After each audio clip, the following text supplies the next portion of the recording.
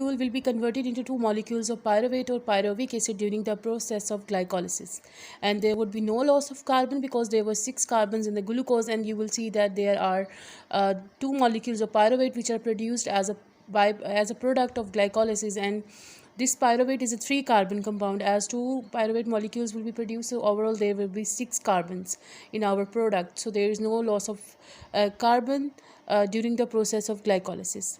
So after the pyruvate is produced, this pyruvate has different fates. As I earlier told you that glycolysis can occur aerobically as well as anaerobically. So under aerobic conditions, this pyruvate molecule, which is produced as a product of glycolysis, will be converted into under the aerobic conditions, it will be converted in it will take part in the Krebs cycle. It will be converted into acetyl CoA and will enter into the TCA cycle. But on the other hand, if the conditions are anaerobic, as there would be no oxygen present to run the TCA cycle, because TCA cycle needs oxygen. If glycolysis के result के बाद glucose से pyruvate बन भी जाएगा, तो pyruvate ने TCA cycle में जाना है, और टीसीए साइकिल में जाके TCA cycle try carboxylic acid cycle में जाकर वो सिर्फ तभी रन होगी जब ऑक्सीजन प्रेजेंट होगी. अगर ऑक्सीजन प्रेजेंट है तो वही पायरुवेट एसिटाइल कोए में कन्वर्ट होगा और क्रेब्स साइकिल के अंदर जाएगा, और उस पायरुवेट की थ्री कार्बन्स ऑक्सीडाइज हो जाएंगी. ठीक है, तीनों की तीनों कार्बन्स ऑक्सीडाइज हो जाएंगी, which is called TCA cycle.